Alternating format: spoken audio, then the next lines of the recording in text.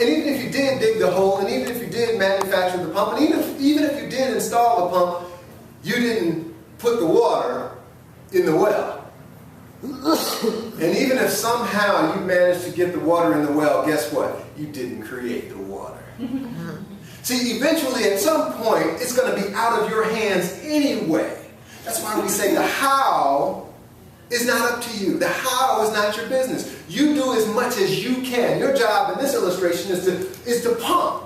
Okay, you do have a job. You do have something to do. That's the A.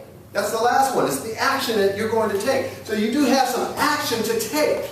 Your action is pumping that well. But all of the rest has already been set up for you. You understand what I'm saying? The well has already been set up for you. The hole has been dug. The pump was manufactured. It was installed. The water is down beneath. It's all set up. It's all ready for you. This universe is all set up. It's all ready for you. It's friendly to you. It wants you to succeed. It wants you to have whatever it is that you desire in and for your life. This is how it's created. It's all set up in a grand design so that you can succeed. So that you can have, be, do whatever you want as long as you believe and you hold that desire. Get your own dirt. From dust we came, so says the scripture, and to dust we will return. If you ask any scientist, they will tell you that everything that's needed to create a human being can be found in the dirt, can be found in the earth. Because when you die, guess what happens? That's where you return.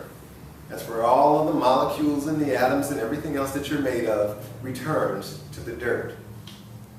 Everything that you need, you already have within you.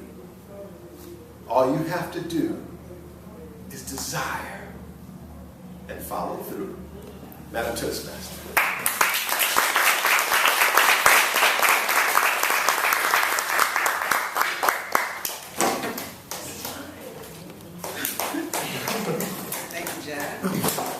Coming up next is Teo. He's always very good about jumping in when he needs an extra speaker. We appreciate that, Teo.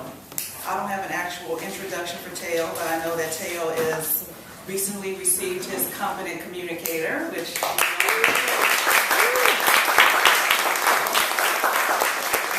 like to just bring Teo to share with us his speech today.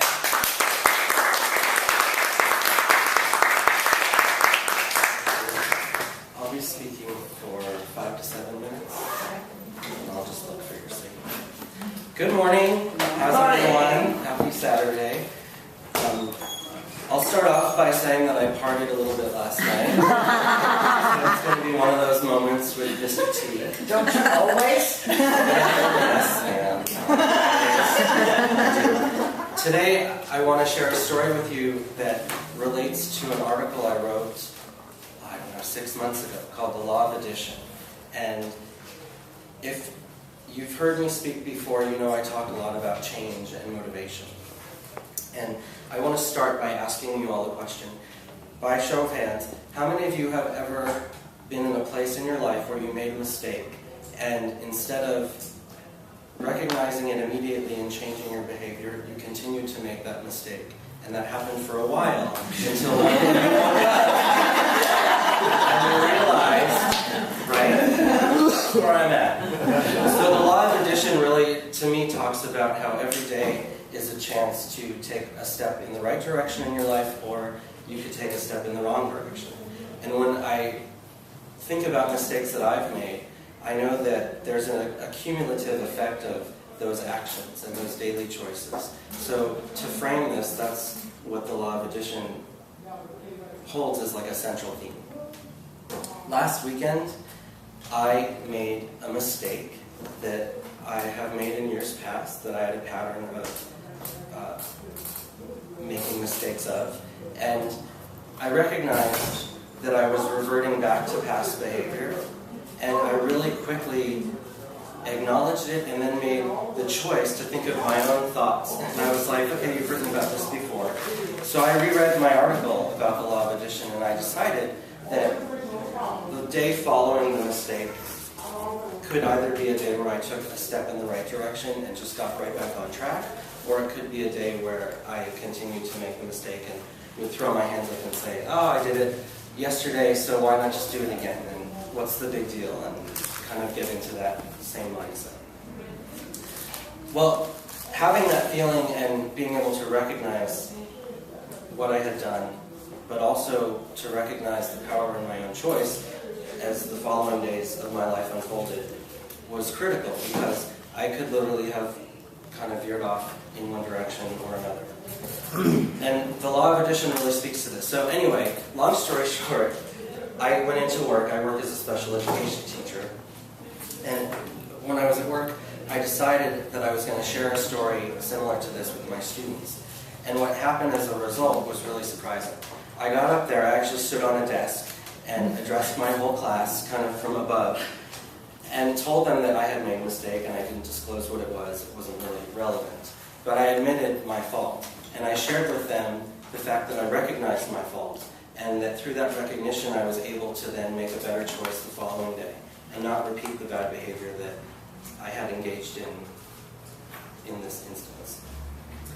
Well, one of my students, Jeffrey, was looking at me and for once following me with his eyes and really paying attention and hanging on my words. And after I spoke to the class, Jeffrey raises his hand and he says, Mr. T, if it's okay with you, instead of doing your lesson, there's an essay that I need to write.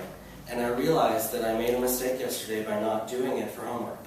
And now I'm sitting here thinking that if I asked you, I could pick up the pieces and have it ready to turn in next period and hopefully get a good grade. But if I don't ask the question and don't ask for that permission, I run the risk of not using the time effectively. And I was really proud of him for doing this. This is a student with a learning disability where writing would be a challenge anyway. And I'm sure that's why he put it off. But me highlighting my own mistake and sharing that with them was enough to trigger him to think about his life and how he could make a change for the better in that moment. So Jeffrey is a testament to how this idea can come into play. And what wound up happening is he wrote this beautiful essay, and he got an A on it, and he received all of his points, and ultimately he had an opportunity to experience success, which for him was huge. How's my time? I'm sorry. Okay. So, I think that what's important here, there's two things that are important. Obviously, the law of addition speaks for itself, and that concept is powerful in our lives because if we embrace the idea that every day is a chance to do it right, then we set ourselves up with the possibility of success. But if we fall into those bad patterns and we don't put the brakes on once in a while and evaluate the choices that we're making and the cumulative effect that they might have on our lives, it's really hard after a certain point to stop that pattern and to reclaim the ownership that you may or may not have had on your circumstance. So for a student like Jeffrey who's struggling already, what a great thing that he did. And for anyone else in this room, myself included, it's really powerful for us to pause and really take an inventory of where we stand. I wrote this sitting down here, so bear with me.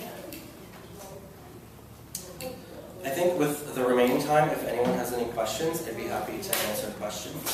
And if not, I will wrap it up and return control to our Toastmaster. Yes? How old is Jeffrey? Jeffrey's 15. Oh boy. And has a lot of challenges in his life. So it's impressive to me that he chose to ask that question, and I thought that took a lot of courage. Absolutely. Yeah? I just want to say hooray to you for giving him that success. Oh, thank you. Not all teachers would have done it. Thanks. Well, thanks. And I guess with that, I'll return control to our Toastmaster, but thank you so much for allowing me to do something off the cuff, and hopefully